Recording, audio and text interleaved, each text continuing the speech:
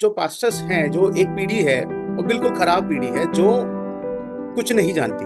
ये वो लोग हैं इनका अगर आप करीबी में जाकर देखेंगे, they don't have a specific calling. तो कितने विश्वासी अपनी कलीस चर्च का दर्शन को जानते हैं।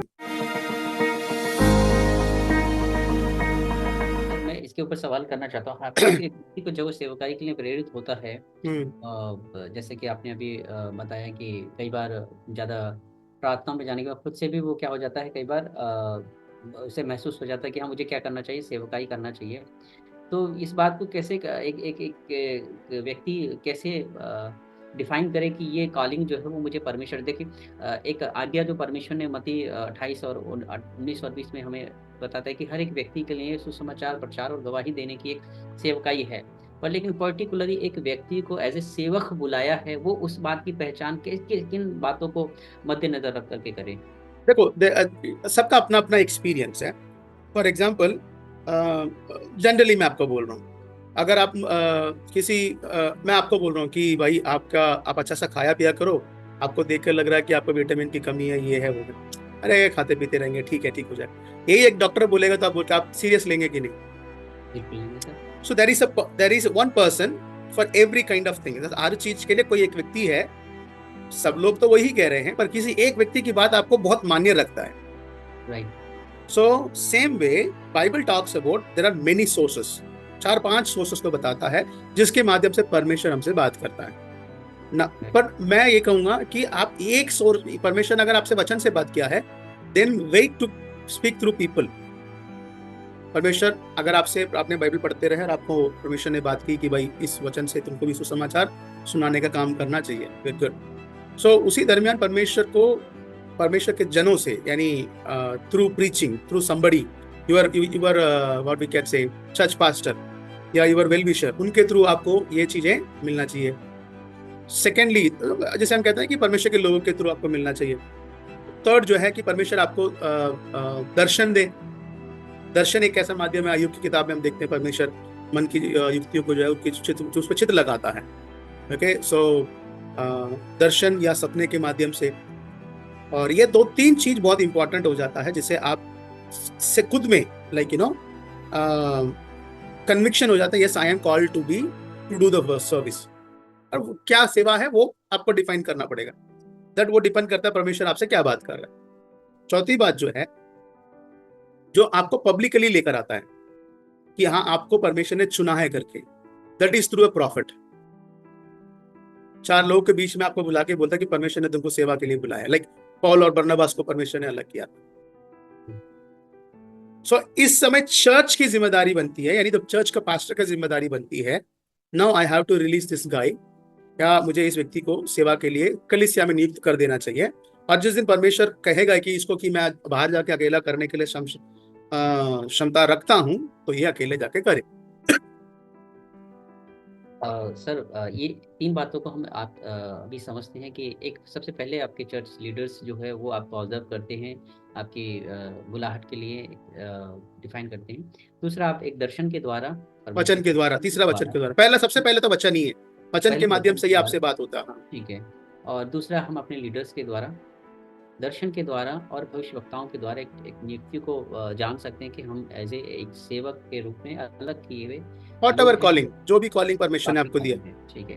और सर, जैसे कि अभी हम बात कर रहे थे कि एक व्यक्ति जब शुरुआत में प्रभावित होता है अपनी सेवकाई को लेकर के, तो वो एकदम से सेवकाई में फुल टाइम में आना चाहता है या चला जाता है, तो उसके बजाय जैसे कि आपने कहा कि वो 5 साल का लगभग एक पीरियड जो है इनिशियल, वो एजुकेशन के लिए अपना सेपरेट उसको जाना चाहिए और अपने आप को स्टैब्लिश करे, ताकि वो उसमें पूरी रीति से काम अच्छे से कर पाए। तो कब वो व्यक्ति को लगेगा कि क्या नाम है कि अब मुझे फुल टाइम में आ जाना चाहिए? एक व्यक्ति, see that is your decision, आपका कॉलिंग के ऊपर आपका निर्णय करता है कि आप, सर मैं कहता हूं ध्यान रखना चाहिए कि मतलब जनरली इसमें एक मेन बात मैं आपको बताता हूँ, it's shows your character.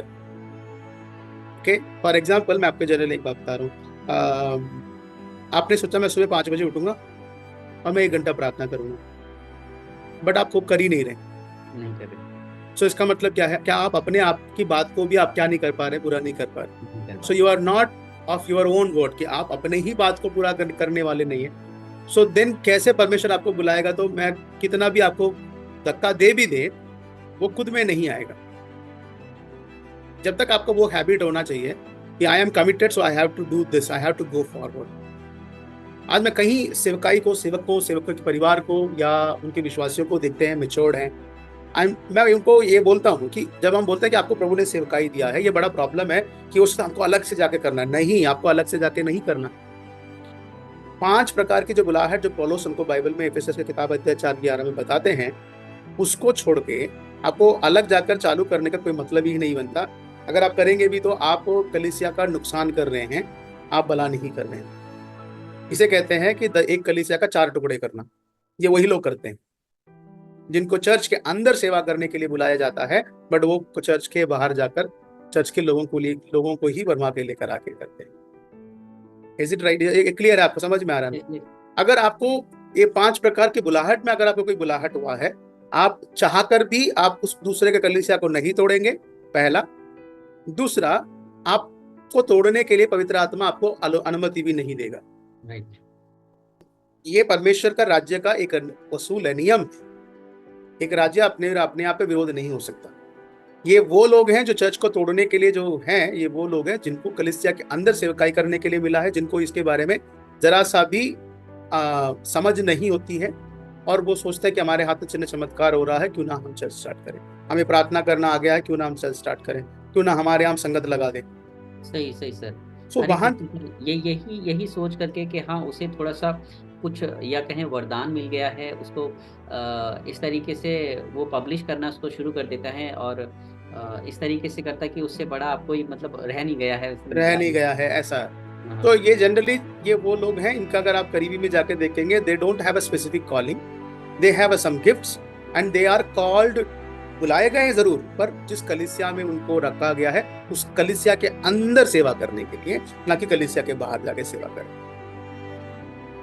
Okay sir, एक व्यक्ति के लिए ये जानना भी बहुत ज़रूरी है कि भाई वो कलीसियाई सेवकाई के अंदर रह करके काम कर रहे हैं या बाहर एक स्पेसिफिक जगह जो परमेश्वर ने उसे दी है उसमें जाकर के उसे सेवकाई करना, और एक चर्च के प्रति रिस्पॉन्सिबिलिटी जो उसकी है, वो जैसा कि हम देखते हैं कि जिसको अंदर काम करना चाहिए वो बाहर चला जाता है, तो चर्च के प्रति जो रिस्पॉन्सिबिलिटी है उसकी, तो उसको बिल्कुल वो नकार करके एकदम बाहर के क्षेत्र में जाकर के वो काम कर रहा है जो अभी उसके लिए शायद मैं समझता हूँ कि उपयुक्त नहीं है, या अभी उसे उपयुक्त नहीं है, खराब हो जाता है। दूसरा, इसमें एक और पक्ष में भी हमको देखना है कि लोग मजबूर भी हैं उस चीज को करने के लिए। रीजन क्या है? अब एक विश्वासी कहता है कि पास्टर, परमेश्वर ने मुझे दर्शन दी कि हम कलीसिया में सेवा करेंगे। पास्टर उसको इस्तेमाल कर रहा है पोछे की तरह, उसको आदर सम्मान, उसको जो चीजें चाहिए वो नहीं दे रहा। यहाँ पर जो पास्टर्स हैं, जो एक पीढ़ी है वो बिल्कुल खराब पीढ़ी है, जो कुछ नहीं जानती चर्च क्या है, चर्च किसका है, ये इसका रिस्पॉन्सिबिलिटी को कैसे बांट देना चाहिए, इसको एक्सटेंशन कैसे करना चाहिए, बिल्कुल नहीं पता। मेरा विश्वास के घर तू कैसे गया? अरे भाई, तेरा विश्वासी कब से बन गया? सही, तो इस पे थोड़ी विश्वास किया है, यीशु मसीह पर किया है। सो प्रॉब्लम ये है, see the people are to church, की लोग चर्च के हैं, चर्च परमेश्वर का है, we are just a servant. So एक ऐसा पास्टर को, चाहे वो नए विश्वासी हो, पुराने विश्वासी हो, he has to explain the vision of the church। उस चर्च की जिम्मेदारी को, चर्च की दर्शन को, चर्च की योजनाओं को सामने वाले को दिखाना चाहिए। पता होना चाहिए कि what is the ambition of this church. Church का एम्बिशन क्या है, चर्च क्या करना चाहता है। यहाँ पे परमेश्वर ने अपने लोगों को इकट्ठा करने के लिए मुझे आदेश दी है, तो समाचार सुनाने के लिए दिया है, तो यहाँ इस जगह के द्वारा परमेश्वर क्या करना चाहता है। और जब आपको विजन का पता चलेगा, then you definitely need feel the need of the people. अगर आपको ये कहा जाए, यार परमेश्वर ने मुझे यहाँ पर दर्शन दी है और यहाँ पर मैंने कलीसिया को स्थापना करने के लिए प्रभु ने दिया, तो कहा कि यहाँ पर इतने सारे चीजों को करने के लिए प्रभु ने बोला है मुझे। जब इतने सारे चीजों को करना है तो मैं अकेले तो करूंगा नहीं। इधर चर्च पीछे से बैठ के प्रार्थना करें, लोगों को भेजे, या तो चर्च तैयार हो। ऑब्वियस सी बात है, right? So the church should put the vision.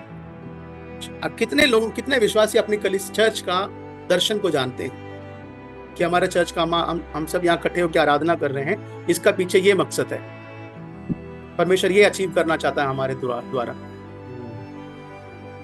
अब बताइए, सर लगभग कुछ मेजर जीरो है हाँ सर, मैं बता रहा हूँ जीरो है। अगर सर मतलब बड़ी संस्थाएं जो हैं, जो बहुत मतलब ऑर्गेनाइजेशंस जो हैं, उनके विषय में शायद उनके लीडर्स या अच्छे मतलब जो काफ़ी लंबे समय से उससे जुड़े हुए भी जानते होंगे, पर लेकिन नॉर्मली हमारे जैसे स्थानीय कलीसियाओं में लोगों के पास दर्शन की कमी है, या कमी है, चीज़ों को बताने के लिए, एक्सप्लेन करने के लिए उनके पास कुछ है नहीं कि हमें क्या करना है बोल करके, हम क्यों कर रहे हैं ये सब। एंड पीपल ये सोचते हैं, पास्टर सोचता कि चर्च मेरा है, और विश्वासी भी सोचते हैं चर्च पास्टर का है, तो हमें क्या लेना देना। सो दोनों जगह पर प्रॉब्लम है। प्रॉब्लम सही कहा सर मैं वो बात बता रहा हूँ जो किसी निर्बुद्धि खोपड़ी को भी समझ में आ जाएगा कि चर्च में आज समस्या क्या है।